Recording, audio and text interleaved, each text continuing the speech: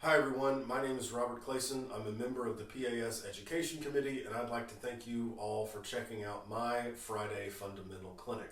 Today I want to talk about some different things you can do with your Marimba Technique Exercises to hopefully help things not become stale and boring too quickly. Alright, so the reason I'm giving this clinic is as I progress through my career as a professional musician and teacher, I find that my time each day is becoming more and more burdened with other things than being able to sit here or stand here for 8 hours a day and play the marimba like I want to. So there are days as a professional musician where I only have about 20 to 30 minutes a day to play the instrument, and so what I a lot of times what I end up doing is there are days where I only play technique exercises, and then that's basically it for the day. So when those times happen, a couple of days in a row is fine, but then once we start to hit the double digits, the same technique exercises every single day kind of become really boring, and it becomes a stumbling block, and I find myself not wanting to play the instrument. So I've put a lot of time and effort over the last couple of years into developing some different variations for myself that I can use when I start to get bored of my regular technique exercises. So I guess a real world example would be, you'd think you'd be the happiest person in the world if you got to have filet mignon and au gratin potatoes and red wine for dinner every single night, and you'd be really happy for about probably 15 or 20 days, but then after that you'd get really tired of filet mignon and potatoes au gratin. So it's the same kind of thing here. We don't want to do the same thing every single day, because we're going to start to disengage from the instrument. Hopefully I say this a bunch of different times throughout this clinic, but you always want to keep both your hands and your brain engaged throughout a warm-up process or a technique exercise regimen or whatever. Whether it's marimba, snare drum, or timpani or whatever you're playing, the second your brain disengages, you might as well just take the mouse out of your hands and walk away, because you're not going to get any better without your brain being engaged. So hopefully I'll say that a bunch throughout this process, but if I don't, I've said it now. So I want to go over what I do for my warm-up routine, and then I'm going to take you through each exercise. I have a set of variations that I do when things start to become a little bit too stale for my liking. So my warm-up routine focuses around the 8 different stroke types: double vertical, single independent, inside, outside. And then the big 4, I call them, which are the inside or outside double laterals, inside double laterals, outside triple laterals, and inside triple laterals. Right, so that's double vertical, single independent, inside, outside, double lateral, inside, outside, triple lateral, inside, outside, and then the independent roll. Right, so okay, so I will start with double verticals, and I will play 2 sets of exercises. One will focus on pretty stationary intervals, and then I will do what I call extreme interval changes. So basically what I will do every day when I play this technical exercise regimen is I will start with my mallets on a 5th, which I believe most players will do, and I will start probably in like the bottom, not the bottom 2 octaves, but one off the bottom 2 octaves, and I will play a C scale in my 1 and 3 mallet and a G scale in my 2 and 4 mallet in double verticals, except with one exception, and this is a general rule I tend to follow. Whenever you can do multi-manual playing, right, I try to include that in any of my technique exercises. So this is what my first exercise looks like, so we'll go through that, then I'll talk about some variations. So I'll start with 5ths, and I'll play, I think 8 is usually what I do, but I can't talk and play at the same time, so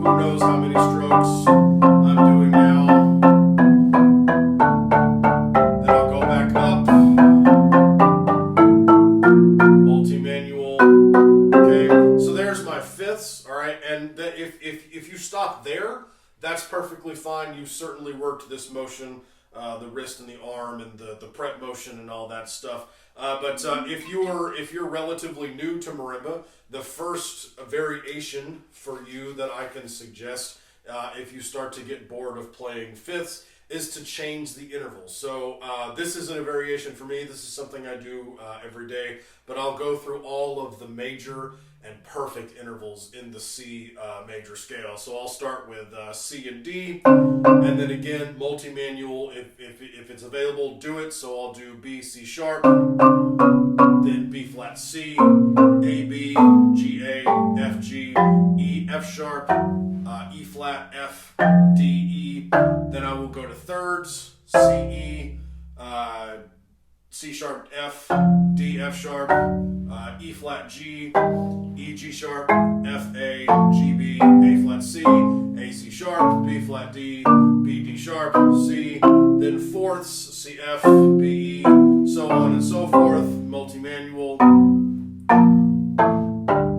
And then I will go to a sixth since I already did a fifth, and I will do basically all of the major sixes, again, doing multi-manual wherever possible. So I'll do E flat and C, E, C sharp, A flat, F, A, F sharp, B flat, G, B, G sharp, C, A, and then I'll play all the sevenths, and again, whenever multi-manual is possible. So I basically am playing a chromatic scale at this point. Nope, hold on. Stand by. There we go. Okay, and then I will do octaves. Usually I will leave my left hand stationary down here because this is the widest it's ever going to need to go, and I'll move this hand a little bit.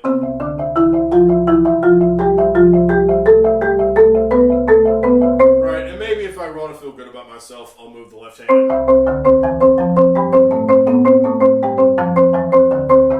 Right, something like that. Anyway, so that's my bass exercise. Okay, so I do all of the major and perfect intervals. But you know, again, if you are just kind of starting out and finding this video relatively early in your marimba playing journey, that can be your first variation. All right.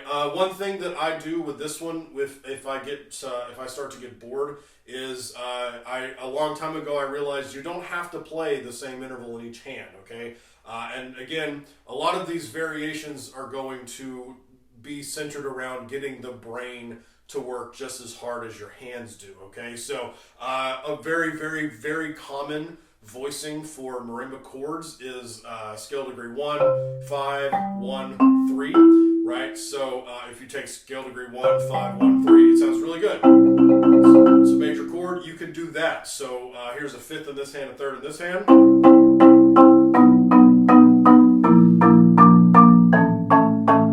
Again, multi-manual whenever you can.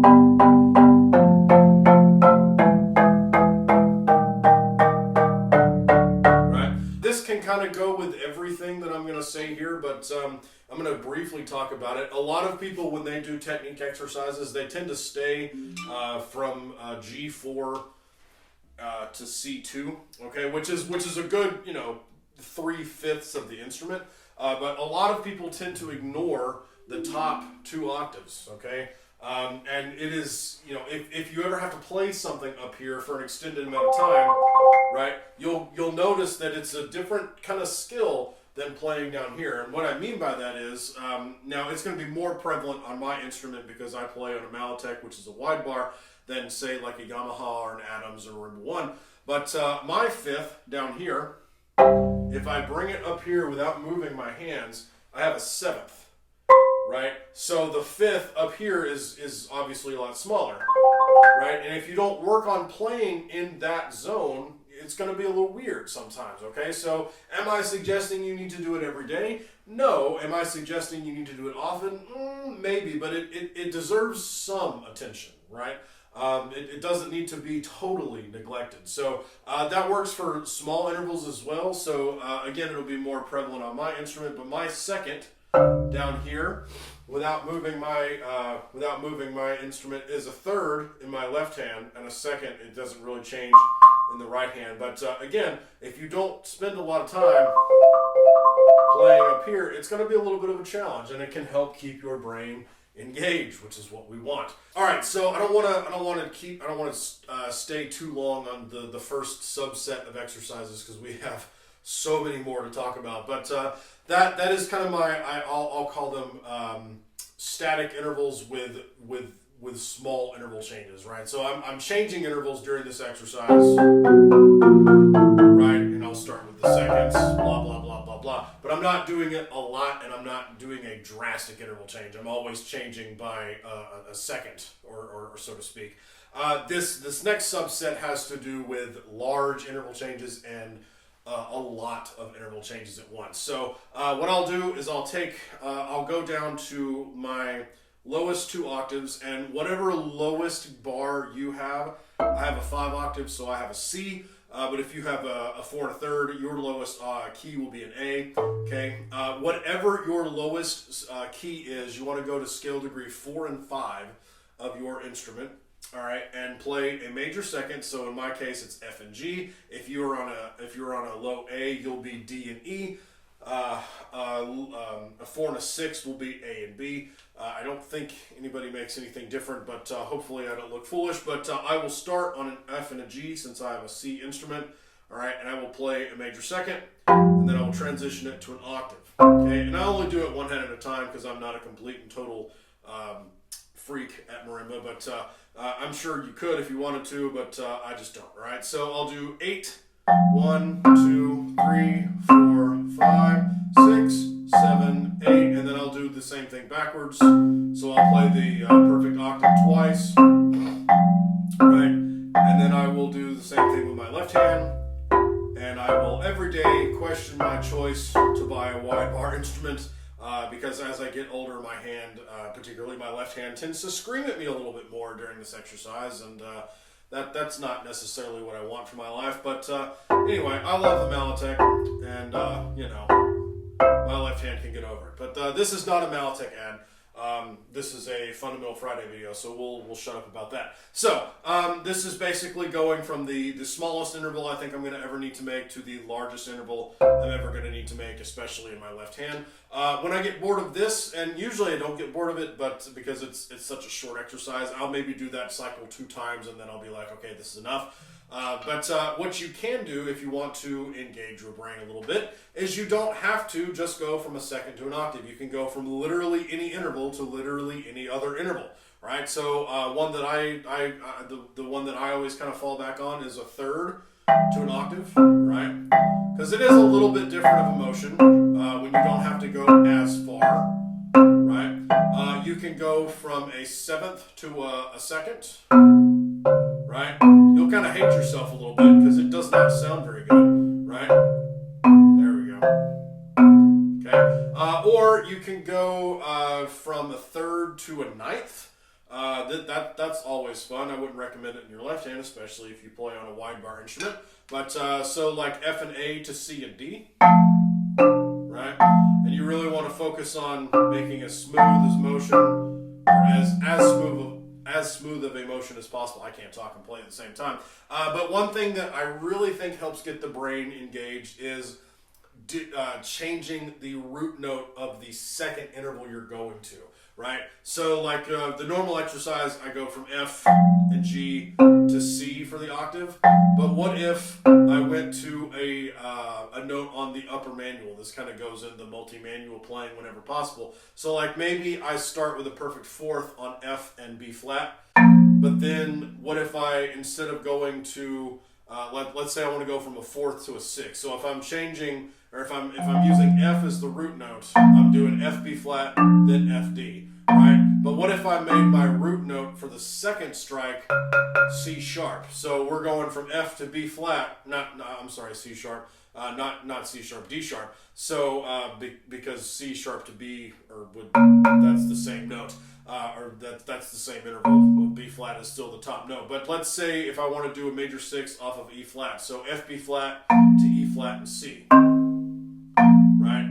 So we're working both positions for multi-manual playing at once. Okay. And if you want to get even more technical than that, you can do all of that over top of a double vertical. So I'll do C and G. It won't sound very good, but kind of sounds like a funeral dirge, right? Which is not what you want to talk about during your Fundamental Friday clinic. But anyway, so that's some different things you can do for extreme interval changes, so to speak, or large number of interval changes, whatever have you. Of course, you can go into the upper octave. You know, that's always going to be a challenge. And then maybe you change both hands at the same time. You know, so there's endless possibilities here. You can pick 2 intervals and go in between each of them, you know, one hand at a time, both hands at a time, in the same octave, in different octaves, whatever. Yeah, it's really hard for me to get bored of that one because it's such a short exercise for me. But maybe it's not for you. Maybe you spend a lot of time working on extreme interval changes. I hope that gives you something new to think about, right? Because again, we're trying to keep the brain engaged, okay? So, next, after the double verticals, we do single independence, right? Both inside and outside. This is stroke number 2 and 3. Okay, so when I was a young marimbist a long time ago, we did the 8 on a mallet, right?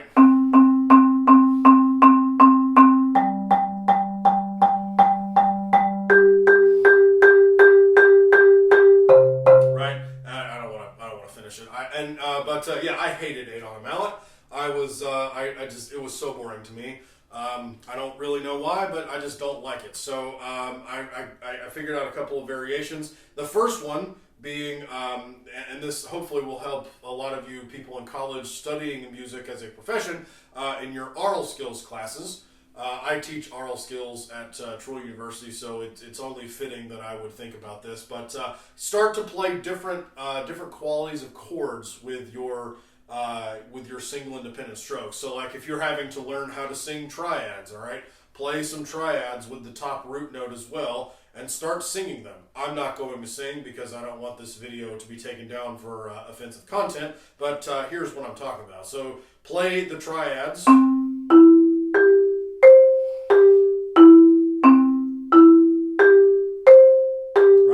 I'm still working single independent strokes, right? I'm just not doing the 8 on a mallet standard garbage that a lot of people tell you to do, right? Minor triads, diminished triads, augmented triads, right? And if you get really bored doing that, put them in different inversions. So like the major triad in second inversion.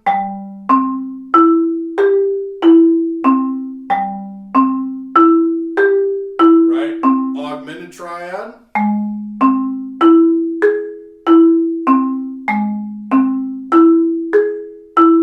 Diminished triad.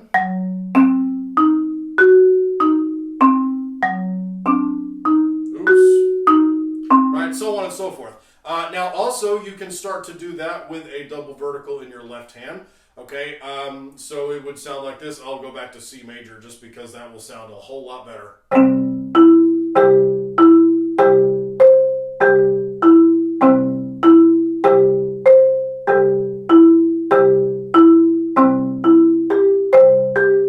You can do triplets, 8th notes, 16th notes. Gets a little bit into another stroke type, but yeah, so you can do that. Another thing that I would recommend you do to help you with your aural skills assignments, if you are in that kind of situation, is to play scales with either with just one mallet. Oops. Or you can play it with a double vertical underneath it. And doing things this way might actually help you come up with some compositional ideas that you like as well. So one of the things when I first started out was I figured out that playing a natural minor scale over scale degree flat 6 and flat 3 sounds really, really, really cool.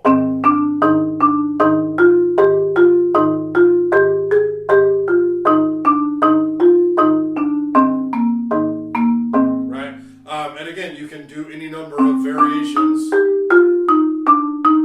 Okay, you're all working the single independence. If you want to get even more marimba nerdy, you can change the notes that your double vertical is playing, right? So maybe I move up to B flat and F, or F and C. That'll sound really cool.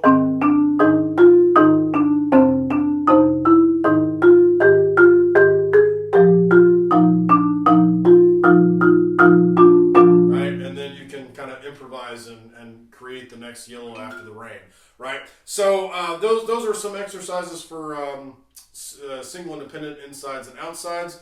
And of course, you can change the octave if you like.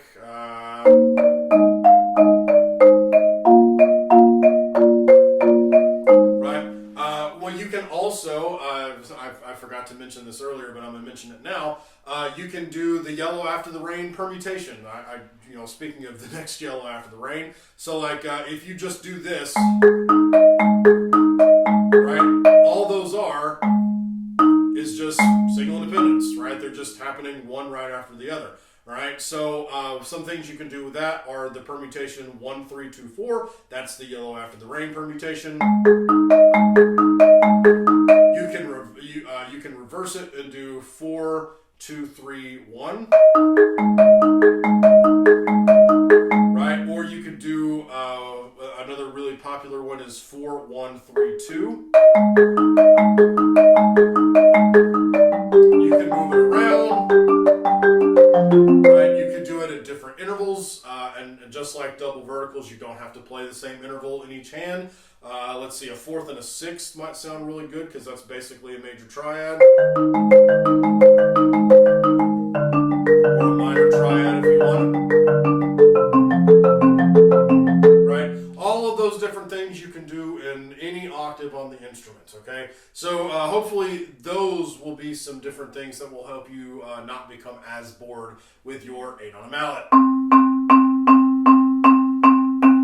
Right? Okay, so after the double vertical, single independent inside and outside, we have what I call the big four, which are double laterals, both inside, outside, triple laterals, both inside and outside. And basically, I'm going to just show you some different things that you can do with double laterals, but they can absolutely be taken for triple laterals as well. The first one, or actually, let's talk about what I do first. So some people do the exercise where they play each stroke type as a chromatic scale. I've done that.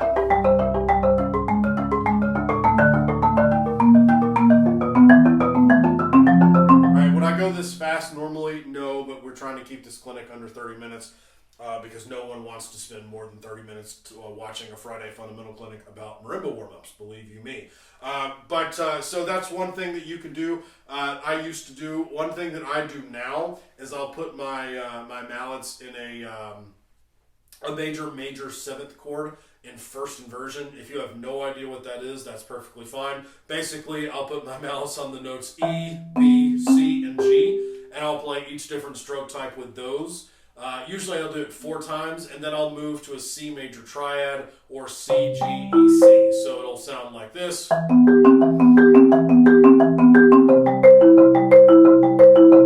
then inside.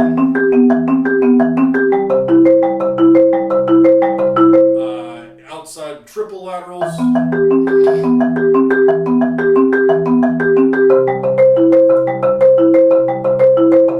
Inside triple laterals. Can't talk and play at the same time. Right? So that's the first thing I'll do, which works my fifths. All right.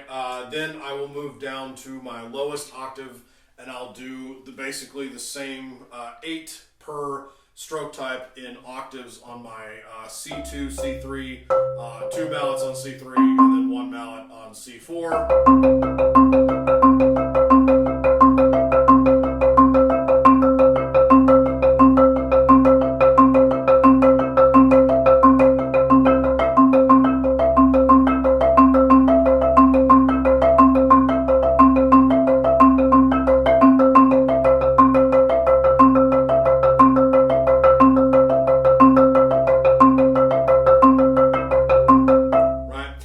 So I'll do that, and I'll cry again the size of what my left hand has to produce. Yeah, so that's what I normally do. Now, some different things you can do with it if you start to get bored, which maybe, again, if you're just starting out on your marimba journey, change the interval, right? Just like we talked about with double verticals. All right, and again, I'm going to mention this briefly, but playing down there versus playing up here, you're going to have to use a little bit different of a skill set, right? So you should work on it, right? When I was working on the, I played chameleon in my undergraduate degree, and we are definitely doing this live, so I could completely botch this, there we go. Right, sure, that's the way it goes. When I did that, my private teacher said, hey, play that in the upper octave, and I looked at him like he was an idiot, because of course it's down there. But he's like, no, I have a plan. Right, and I went, that's so much harder. He's like, yeah, that's the point. All right, so again, is playing in the top octave something you need to do every day? Probably not, but it's not something that you should neglect, okay? Very cool. So that's variation one, change the octave, change the interval. Another thing you can do, talking about the aural skill stuff, you can put your mallets in different degrees of seventh chords, right? So I mentioned that a little bit right here with the... so normally what I'll do if I say, Robbie, I want to work on seventh chords today, is I'll do scale degree 1, 5, 3, 7, and then I'll just go down in a chromatic scale.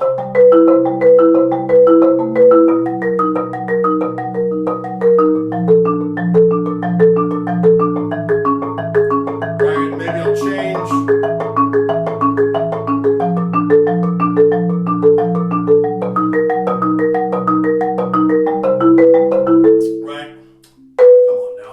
If you wanted to get really nerdy about it, you could do major minor sevenths, right? I don't do these a lot, so let's watch Robbie botch this on live YouTube.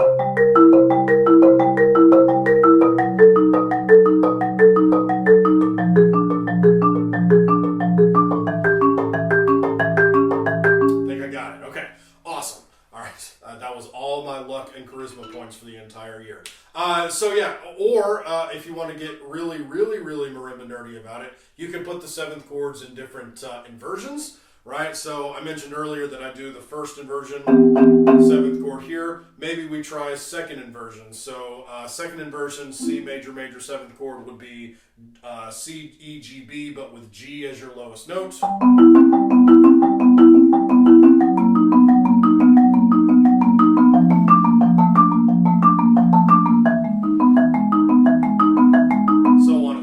That's again not one I do very often, but you get the point. And then of course bring it up to the other octaves. Let's see. Sorry, hold on.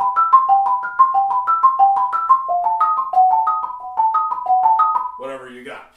The other thing, or the last thing I will say about the big four, so to speak, is that one thing that I found a lot of success with when I was in my graduate studies at Indiana was I would finish my technique warm-up stuff, and then I would take whatever piece I wanted to be working on or whatever I was learning, and I would figure out what chord progressions it used, all right, generally speaking, and I would play those chords with double laterals, triple lateral strokes. All right, so if you've never heard the Samu variations on Gershwin's Porgy and Bess, I highly recommend that you go listen to it. It's very popular, but it's for those of you who do know it, know that it starts out with this really aggressive double lateral progression.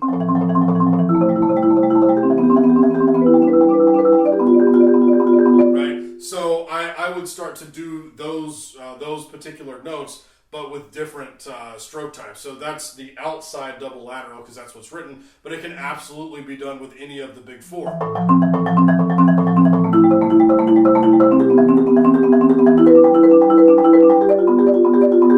Right? Again, not that quickly, but I'm just trying to make a point.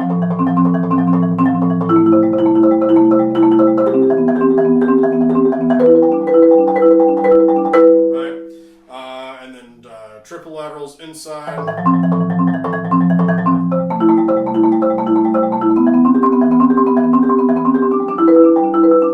Right. So whatever piece you're working working on, all right, learn the chords that it uses to make that piece sound like that piece, and start playing, you know, the stroke types over top of those chords. So that's stroke types 1 through 7. All right. The last one we're going to talk about is the independent roll. Okay. Now what I do is I will do the stereotypical stationary left hand rhythms in the right hand, or vice versa. But I found very quickly that I really hate this exercise, just like the 8 on a mallet, because it's very boring, right?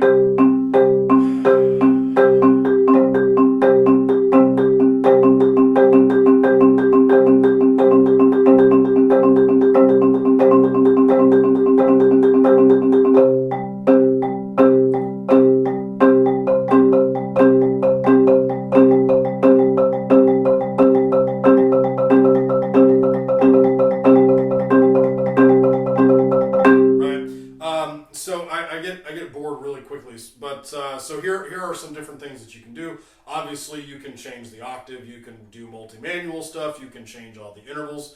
But one thing that I kind of discovered was really hard for me when I first started trying to do it was I said, hey, there's no reason you have to play a stationary note on your other hand. All right, there are times in marimba music where we need to do independent rolls on both hands. And they don't need to sound like right? So let's work on doing both of those motions together. So then I started doing this, and this could be your first variation, right? But there is no rule that says you have to start on either both outsides or both insides. So start on mallets 2 and 4. You're gonna hate it. It's gonna be great.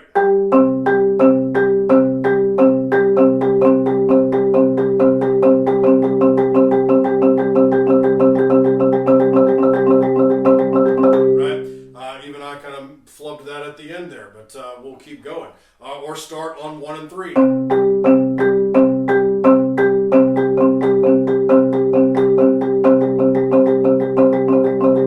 Right? That's one thing you can do. Another thing you can do is you can play the like a rhythm, like say a steady stream of 16th notes over a pattern in your other hand, all right? So typically I'll do this with the right hand, and maybe we'll go back to the minor scale, like flat 6, flat 3 over the C major or C natural minor scale. Let's see.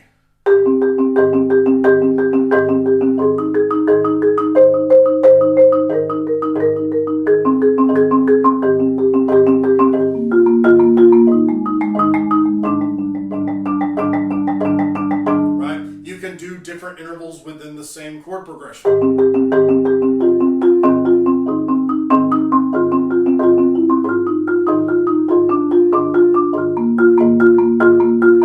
Right? This hand doesn't have to be stationary quarter notes. You can move it around, or you can do different rhythms in this hand too, because again, there are situations where this is called for, right? So maybe we do 8th notes in this hand. 8th notes. 8th notes. There we go.